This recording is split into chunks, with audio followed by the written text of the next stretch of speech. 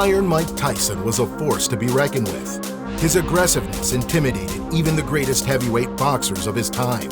However, when it comes to his fighting style, Tyson's defense game is often underrated. To be fair, highlight reels of his glory days portray him as a powerful KO machine, and he really is. But his skill at defending are one of the reasons why he's able to deliver such deadly blows. So grab a seat and get yourself comfortable, because we're gonna show you 10 times Mike Tyson showed impregnable defense. Before we get into it, you know the routine. Thumbs up, subscribe, and slam that notification bell for future videos. This is Sports Surge. Before we get to the clips, it's important that we back it up a bit so we know what we're looking for. First, let's identify the criteria of a skillful defensive fighter. Luckily, Evolve Daily has come up with an article explaining the technical details. Immaculate head movement. Throughout his career, Tyson's training heavily focused on perfecting his head movement. He would specifically practice bobbing and weaving repeatedly in defense sets as he stepped forward with multi-punch combination. His excellent head weaving made it especially difficult for his opponents to land a hit. Today, it's widely known that Tyson had one of the best head movements in boxing history. PeekABoo Style. This boxing style has been described as quick, exciting, and powerful, which, if you think about it, perfectly fits the Dynamite Kid. According to Evolve Daily, it's a form of aggressive defense that allowed the boxer to change on the offensive, moving forward in angles while mostly dodging counterpunches. The gloves are raised until they're slightly covering the cheekbones. This is accompanied by the bobbing and weaving motion of the head, while also stepping forward. With this momentum, Tyson was able to deliver rising uppercuts and deadly hooks from the right distance. Another thing to note is that it allowed Tyson to bend his knees and control his levels so he could fight low. That's why a lot of fighters who were taller than him found it extremely difficult to find him. This unique style allows the fighter to train both in orthodox and southpaw, making Tyson a formidable champion. Now that's cleared up, let's get to number 1. Mike Tyson versus David Jacko, 1986. This 1986 bout would remain as one of Jacko's most memorable fights. In less than 3 minutes, Tyson was able to knock him out 3 times. At the 9-second mark, we see Tyson deliver a straight left, which pushed Jacko a couple steps back. Tyson took the opportunity and strode forward, landing a clean right hook that completely forced Jacko into the corner. This is where we see his excellent head movement. Despite the clear arm length difference, Tyson was able to avoid most of Jacko's jabs and was able to land a left hook at 35 seconds. He followed this with a quick right hand and a fierce left hook that sent Jacko rolling on the mat at 51 seconds. Not long after, Jacko was knocked out 2 more times. Number 2. Lou Savarese, 2000. The two-way clashed in Hampton Park back in June of 2000. The controversial fight was one of Tyson's quickest matches. Savarese was knocked out after the first 15 seconds. He managed to stand up quickly, but it was obvious that the 6'5" fighter was shaken. Then it was a rain of heavy punches after that. After 26 seconds of non-stop pummeling, referee John Coyle attempted to step in, but got hit with one of Tyson's left hooks. When he was finally able to stop the match, Coyle awarded Tyson the win. The adage, a strong defense is a good offense.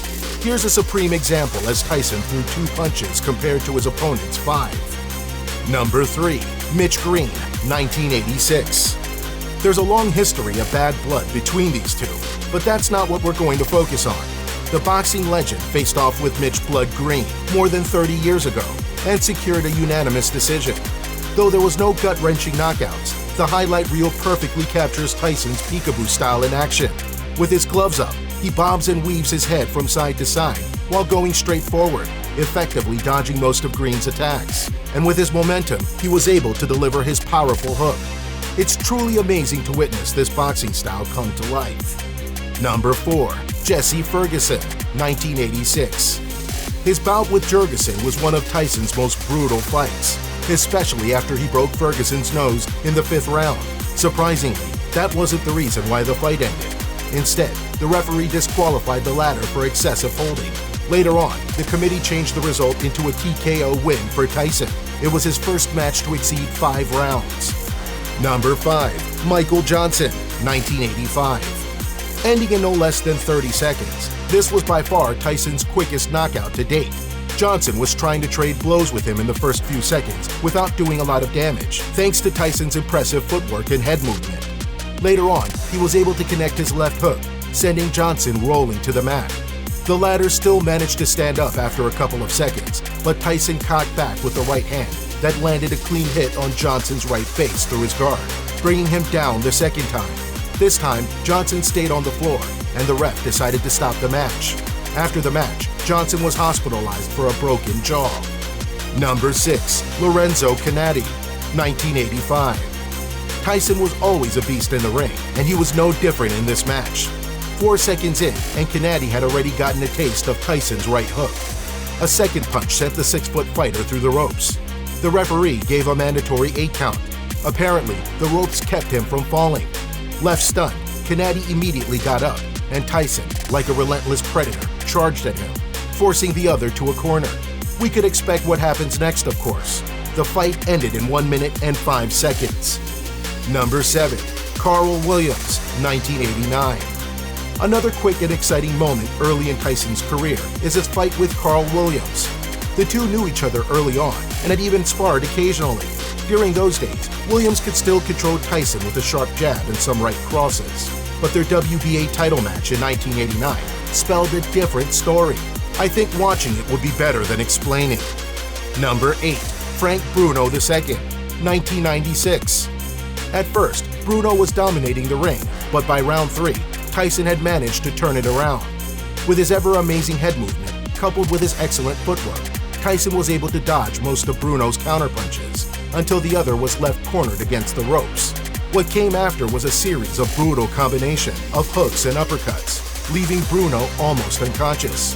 The referee ended the fight instantly, and Tyson was crowned WBA champion once again. Mike Tyson was arguably already past his prime when he fought the British Star in 1989, but their rematch in 1996 proved that the legend was not yet done. Number 9. Johnny Long, 1985.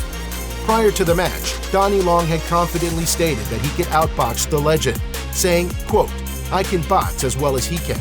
I can punch better than Tyson," end quote. Of course, we saw the opposite happening. Long's plan to keep Mike in the middle of the ring didn't work out as he planned, when Tyson's left hook landed on his face, sending him early to the floor. Surprisingly, he was able to get up quickly, but it didn't last long. He was brought down again for the second time. After that, it was multiple combinations of hooks and uppercuts that ended the match just under 88 seconds. Number 10. James Tillis, 1986. As you may have noticed, during 1986, then 19-year-old Tyson was knocking his opponents left and right. However, it was then 29-year-old Tillis who broke his streak, giving Tyson a match that nearly ended in a draw. Most of the rounds, Tillis had fought brilliantly. Tyson's aggressive PeekABoo Style had met its match. During the 4th round, the older tried to land a left hook, but it missed. Tyson quickly delivered a counterpunch that connected, and the fighting cowboy was down. Tillis was obviously unhurt and went back to fight 6 more rounds, but that minor mistake blew all his chances of winning. Until today, the match result left a lot of people split. Some firmly believed Tillis should have won, while others thought otherwise. Regardless, Quick Tillis would always be known as the first man to go the distance with Mike Tyson. So what do you think of the 10 times Mike Tyson showed impregnable defense? Leave your thoughts and opinions in the comment section below. And if there's a fight with Tyson that we missed, let us know as well. If you're new to Sports Surge, give us a thumbs up, subscribe, and uppercut that notification bell for future updates. Until next time.